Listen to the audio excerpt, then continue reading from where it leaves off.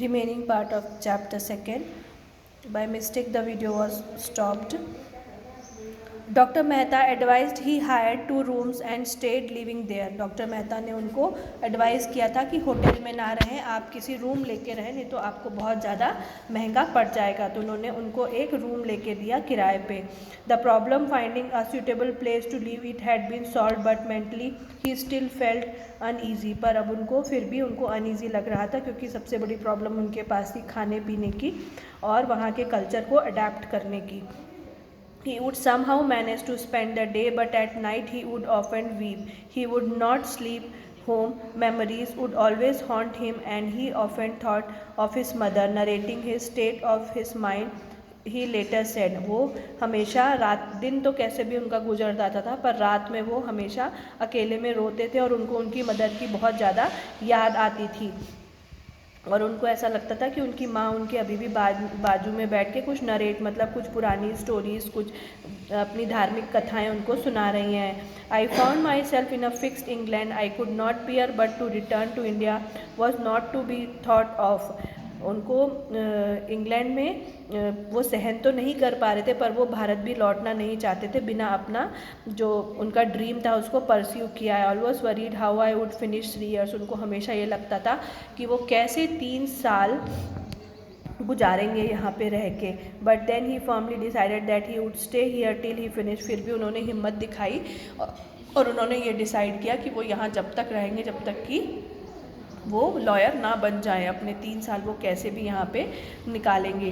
Doctor Mehta came again to see Gandhi ji and in order to get him accustomed to talking England and to let him have some experience of English ways and manners। फिर doctor Mehta उनके पास आए और उनको accustomed मतलब सिखाने की कोशिश की, बात करना और कैसे यहाँ पे रहना है और यहाँ के manners. He took him to live with an Anglo Indian family। वो इनको अपने साथ लेके गए और एक एंग्लो इंडियन फैमिली, मतलब ऐसे लोग जो पहले भारत में रहते थे और अब वहाँ जाके बस गए हैं, उनके साथ उनको रखा। Here also his food remains a problem। He did not relish vegetable cooked with salt and condiments। अब उनको यहाँ पे भी पर सबसे बड़ी दिक्कत थी खाने की। वो ऐसे उबले हुए सब्जियों में नमक डाल के खाना उनको बिल्कुल भी स्वाद नहीं देता था। The landlady would give him oat meals porridge for breakfast। It was fairly filling but it did not give him the sense of satisfaction। वो लेडी उनको खाने के लिए दलिया, ओट मील्स वगैरह देती थी, पर फिर भी वो उनका सिर्फ पेट भरने के लिए था, उनको उसमें भी स्वाद नहीं आता था, क्योंकि ये सब बॉयल चीज़ें होती हैं, इनमें बिल्कुल भी घी या तेल का यूज़ नहीं किया जाता है।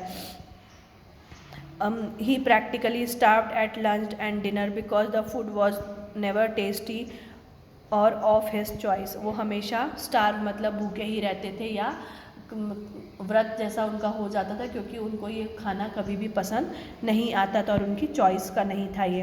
His Indian friend took meat and liquor and smoked cigarette without any hesitation. उनके जो इंडियन फ्रेंड्स थे वो लोग सब करते थे, मीट भी खाते थे और अल्कोहल भी लेते थे, सिगरेट भी लेते थे विदाउट हेजिटेशन, मतलब उनको कोई भी उस चीज़ की बुराई नहीं लगती थी। He would not ask to Gandhi to take liquor or smoke but they did insist continuously that he should eat meat. उन्होंने बाकी चीज़ के लिए नहीं, पर उनको मीट के लिए हमेशा इंसिस्ट करते थे कि तुमको खा लेना चाहिए, क्योंकि उनके पास खाने के लिए ऑप्शंस नहीं थे वहाँ पे कुछ भी। They thought that meat eating was essential for health in a cold country. उनको ये लगता था मीट तो अगर ठंडे प्रदेश में सर्वाइव करना है तो आपको लेना ही पड़ेगा, इसलिए वो पूरे टाइम उनको इंसिस्ट करते रहते थे।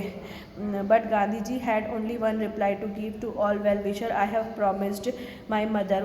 हर जो भी उनको इस चीज़ के लिए इंसिस्ट करता वो उन सबको यही बोलते कि मैंने अपनी माँ को प्रॉमिस किया है कि मैं कभी भी ये चीज़ें नहीं लूँगा, और मैं उनका वो मतलब मैं उनके साथ जो मैंने एक प्रॉमिस किया है, शर्त मतलब प्रॉमिस है मेरा, वो मैं अपनी माँ के साथ कभी भी नहीं तोड़ूंगा। Gandhi was in search of vegetarian restaurant. One day he found one in Farringdon. हमेशा वो एक वेजिटेरियन रेस्टोरेंट के सर्च में रहते थे। अब उनको एक दिन एक रेस्टोरेंट मिल गया फेरिंगटन स्ट्रीट में। There he had a hearty meal. उस दिन उन्होंने बहुत अच्छे से मन भर के खाया। He also brought a book on vegetarianism. अब उनको वहाँ से एक वेजिटेरियनिज़म की मतलब शाकाहारी की एक किताब मिल गई। ही thoughts he had abstained from meat because he had taken a vow and wanted to fulfill it, but now he decided to remain a vegetarian all his life because the book was convinced him that vegetarian food was good for health। और ये एक British writer की लिखी हुई book थी और उसमें वेजिटेरियनिज़म को बहुत बढ़ावा दिया गया था और सबसे अच्छा खाना बोला गया था शाकाहारी को। तो उन्होंने अब उस दिन से शपथ ले ली थी कि वो जीवन भर कभी भी मांस का सेवन नहीं करेंगे। और he was convince that meat eating was unnatural. और मांस का सेवन करना अननेचुरल मतलब हमारे प्रकृति के विरुद्ध है। ही रेड सेवरल बुक्स ऑन वेजिटेरियनिज़म। उन्होंने बहुत सारी किताबें पढ़ी किसके ऊपर, शाकाहार के ऊपर, और वो भी इंग्लिश ऑथर्स के द्वारा लिखी गई। These books strengthen his faith in vegetarianism. और इससे उनका जो शाकाहार पे जो विश्वास था वो और ज़्यादा पक्का हो गया और उन्होंने preach through out his life. और उन्होंने अपने हमेशा के भाषण में शाकाहार को प्रमुख स्थान भी दिया। His food was more a problem not by another problem. इनकी जो problem no more a problem, अब उनकी जो फूड की प्रॉब्लम थी वो कोई अब बहुत बड़ी प्रॉब्लम नहीं रह गई थी। Which confronted him was an adopt to English way of living. बस अब उनको ये था कि इंग्लिश तरीका जो तौर तरीके थे वो उनको अपनी लाइफ में लाना था। By he started living like an Englishman. अब उन्होंने धीरे धीरे वो भी अपना लिया था। First of all it effects change in his clothing. सबसे पहले उन्होंने अपने कपड़ों पे वर्क किया, उनको थोड़ा सा बदला। He bought a new hat and some new clothes for himself. उन्होंने अपने लिए नए कपड़े और नए हैट खरीदे। He started using a golden double watch chain. अब उन्होंने अपने लिए एक गोल्डन चेन खरीदी। He also brought a new pair of shoes and learn the art of tying his tie.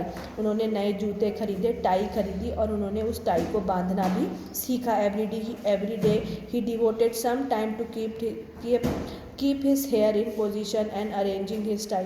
रोज़ दिन का कुछ समय वो अपने बालों को सही रखने में और टाई को बांधने में लगाया करते थे। While in India he used a mirror only when the family barber gave him a hair cut. India में तो वो मिरर का उपयोग बस तभी करते थे जब जो फैमिली बार आता था, नाई जो जिसको हम कहते हैं, और वो उनको हेयर कट देता था। But now in England he decided it every day to arrange his tie. Every now and then he would stand before a mirror to see if his hair was well combed and well arranged. रोज़ वो अपने ऊपर थोड़ा सा अपनी grooming के ऊपर ध्यान देते थे कि उनके बाल व्यवस्थित हैं कि नहीं, और टाई बांधना मिरर के सामने खड़े होके।